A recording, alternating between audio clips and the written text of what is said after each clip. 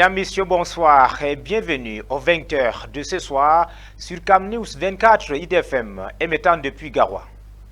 Les 21 responsables des délégations d'arrondissement de promotion de la femme et de la famille du Nord à l'école de formation, initié par le projet Suède avec pour objectif ambitieux de concevoir une cartographie exhaustive de prestataires de soins destinés aux survivants de violences basées sur le genre.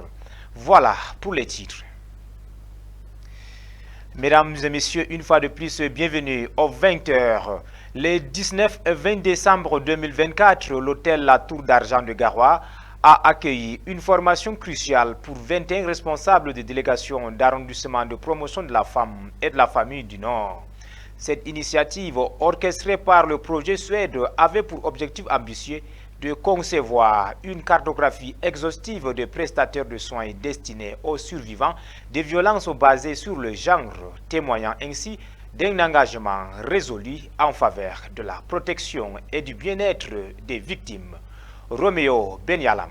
Un vent de prise de conscience et de changement souffle sur le Sahel. Réunis à Garoua, enquêteurs, délégués et nouveaux recrues ont participé à une formation intensive visant à renforcer leurs compétences dans la lutte contre les violences basées sur le genre, VBG, organisée par le projet Suède. Autonomisation des femmes et division démographique au Sahel. En partenariat avec l'UNFPA, cette initiative ambitieuse vise à établir une cartographie précise des prestataires de soins spécialisés. Les VBG, c'est tout simplement les violences basées sur le genre. C'est vrai que généralement, quand on parle de violences basées sur le genre, dans l'imaginaire populaire, on voit directement les violences faites aux femmes, ce qui n'est pas tout à fait faux.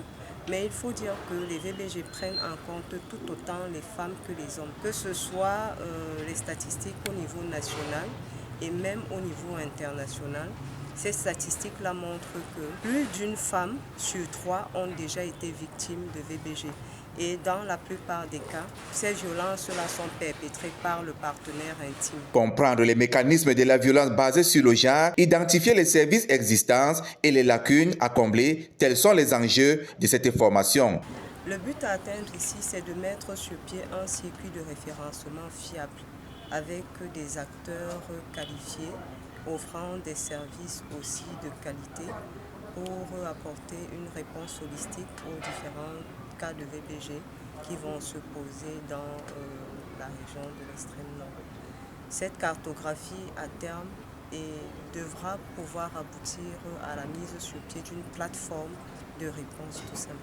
Les participants ont souligné l'importance de cette formation pour mieux cerner les défis auxquels ils sont confrontés sur le terrain, un véritable plus-value. Vous êtes sans ignorer que la région du Nord n'a pas une cartographie, n'est-ce pas, pour répertorier tous les services qui font dans la lutte contre les VBG. Cet atelier nous permettra, n'est-ce pas, d'avoir une cartographie et qui nous permettra, n'est-ce pas, de faire du référencement des cas de VBG. Ceux dont les capacités ont été renforcées vont pouvoir se dépêcher sur le terrain en vue de pouvoir bien effectuer le travail, notamment la collecte de données, et ce sera par tous les services qui effectuent cet exercice.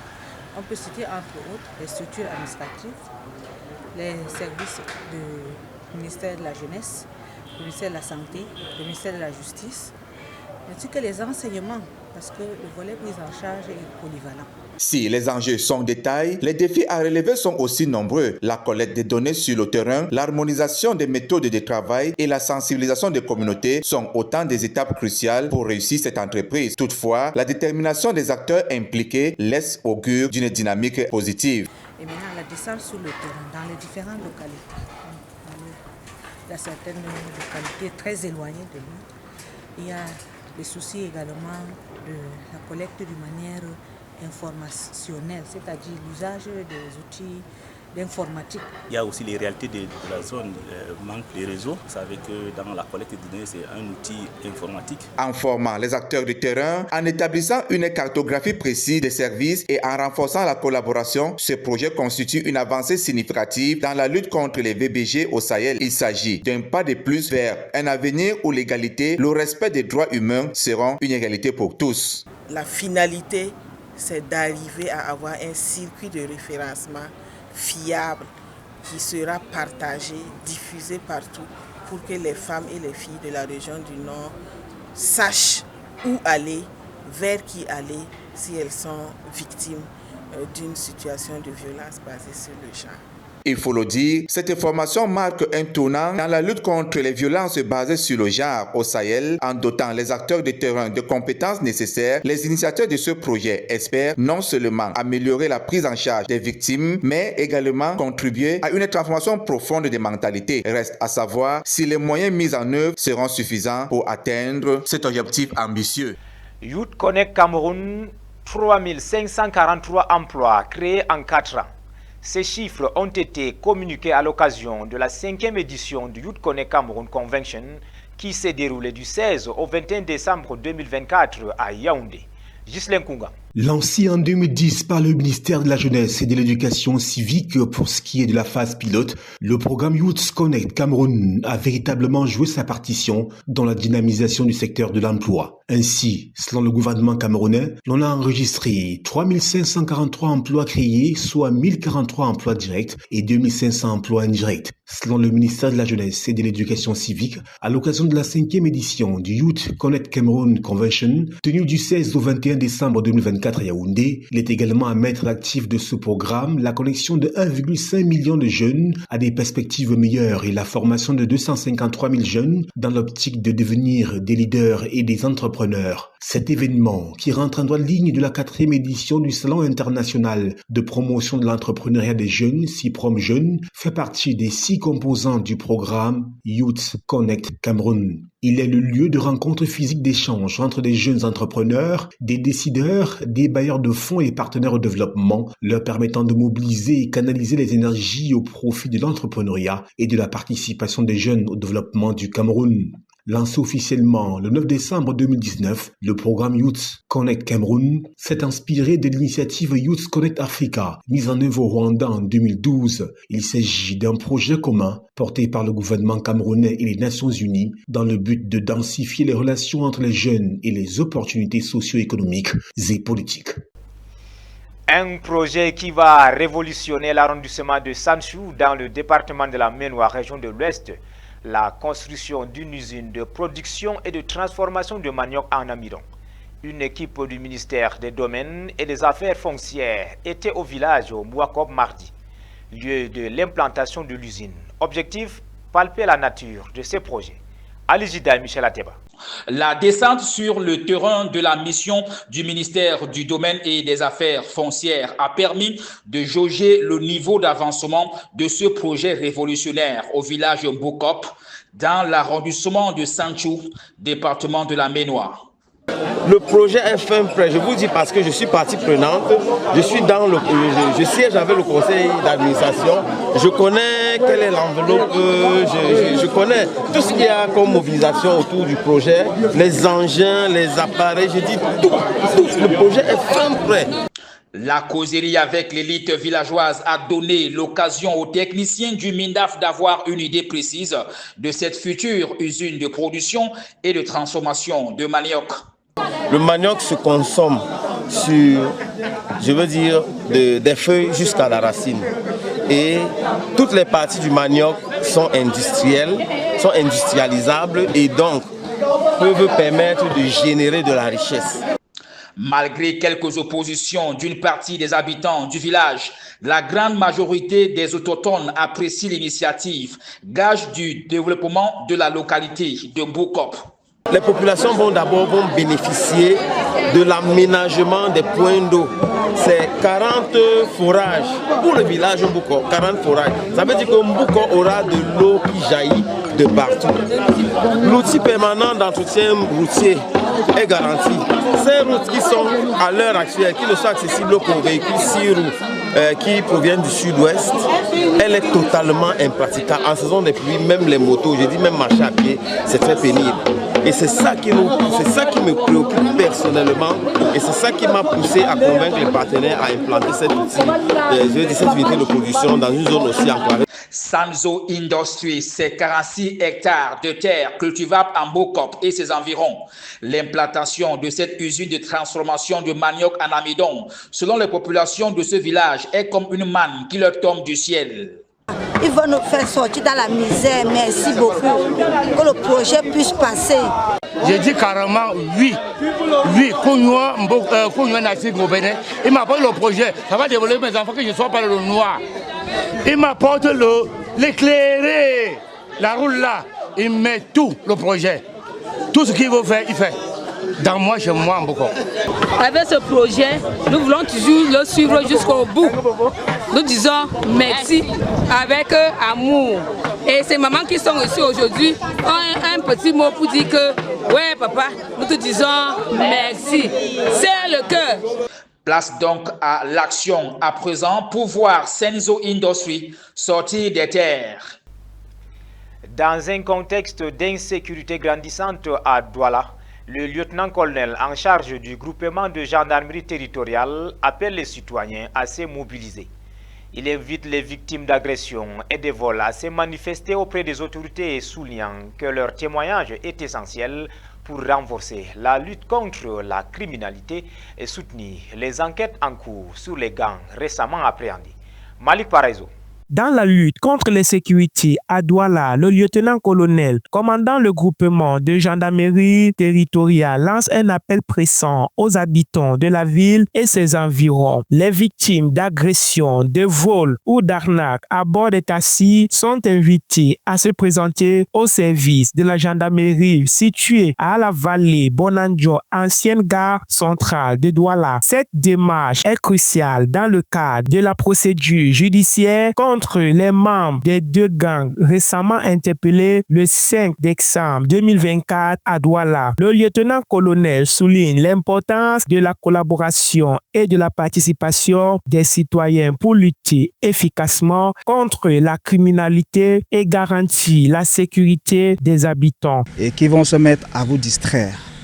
Et dès lors que vous êtes discret, l'un ou bien les deux qui sont derrière, ils vont vous mettre une clé.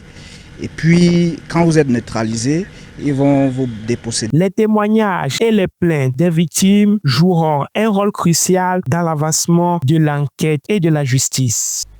Restons dans la région du littoral cette fois-ci pour parler du savoir-faire féminin qui a été mis en exergue jeudi dernier dans la salle des fêtes d'Aqua. C'est à l'occasion de la deuxième édition de la foire du leadership et de l'entrepreneuriat féminin placée sous le thème autonomie financière, véritable moteur d'épanouissement de la femme. Plus de détails avec notre correspondant Zobel Apollinaire Bon. Ce sont des femmes qui ont décidé de s'autonomiser en menant une activité génératrice de revenus qui exposent leur savoir-faire depuis ce jeudi à la salle des fêtes d'Aqua à Douala. Elles sont du Cameroun, mais aussi d'autres pays, comme le Maroc. Promotrice de la marque Lisa Cosmétiques. Donc c'est une marque qui vient du Maroc, j'ai créé mon entreprise ici, avec des produits 100% marocains et 100% d'origine naturelle. Donc ici pour l'instant il y a le savon noir à l'huile d'argan et le savon noir aussi. Donc ça exfolie, ça nourrit, ça hydrate, ça protège. C'est pour tout âge, 7 à 17 ans, c'est pour toute la famille. Tout le monde peut l'utiliser à la maison. Le pot peut faire minimum 1 mois parce qu'il faut mettre tout un petit peu parce que ça pousse. Cette grande foire au féminin, qui en est à sa deuxième édition, est une initiative de la promotrice Géraldine Nanga qui a choisi pour thème cette année autonomie financière, véritable moteur d'épanouissement pour la femme. Une seule main ne peut pas cacher un seul paquet. Parce que nous avons constaté que beaucoup de femmes subissent des frustrations dans les couples et même dans la vie en général parce qu'elles ne sont pas autonomes. Donc nous voulons encourager chacune des femmes à se lancer dans un commerce, à avoir une activité, à ne pas être dépendante. Rechercher l'autonomie financière en cultivant l'esprit entrepreneurial chez la femme, tel est le bien fondé de cette rencontre à laquelle plusieurs adhèrent. L'entrepreneuriat féminin, je trouve que cela est très important et bénéfique pour les femmes de se montrer le savoir-être et le savoir-faire. Et c'est là pour montrer à toute femme. Et c'est là que toute femme soit autonome et libre de pouvoir exercer. C'est ça pour libérer permet à la femme de pouvoir dépendre d'elle-même, son don à la maison ainsi que de la femme. Pendant 4 jours donc, il sera question pour les femmes de présenter non seulement leur savoir-faire, mais aussi d'être formées en entrepreneuriat pour une autonomie financière assurée. Clôturons notre journal par cette information. Le dimanche 15 décembre 2024, ADN Event Designer a célébré le potentiel exceptionnel des femmes lors d'une cérémonie émouvante dédiée à la remise d'attestations à plus de 40 apprenants, souciés de promouvoir l'entrepreneuriat féminin. Malik Paraizo. Le dimanche 15 décembre 2024, la salle de réception de l'hôtel Sky a vibré au rythme de la réussite et de l'émotion lors d'une cérémonie mémorable dédiée à la remise d'attestations à plus de 40 apprenants.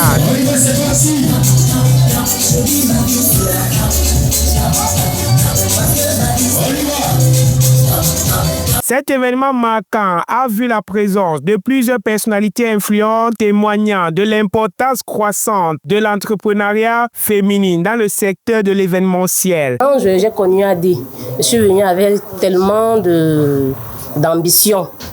Et je me suis rendu compte avec la formation d'Adi que j'étais même très peu ambitieuse. Parce que ce qu'on nous donne à AD va au-delà de nos attentes.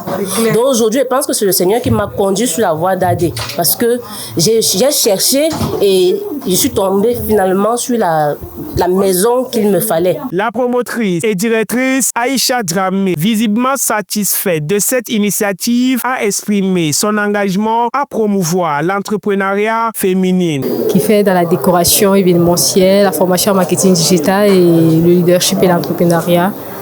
Voilà, je suis très contente de partager ce moment avec tout le monde ici aujourd'hui. Et pour moi, mon objectif, c'était de promouvoir l'entrepreneuriat féminin, d'encourager les femmes à entreprendre dans le domaine de l'événementiel. Les lauréats rayonnants de fierté ont partagé leur gratitude envers AD Event Designer et sa promotrice. Elles ont souligné l'impact positif des formations reçues. Je suis très émue pour cette attestation et je suis en joie parce que pendant cette formation, nous avons appris beaucoup de choses et aujourd'hui, nous avons eu notre diplôme. Nous disons merci à AD Event. Voilà, mesdames, messieurs, c'est la fin de ce 20h. Merci de nous avoir regardés et surtout, passez une agréable soirée.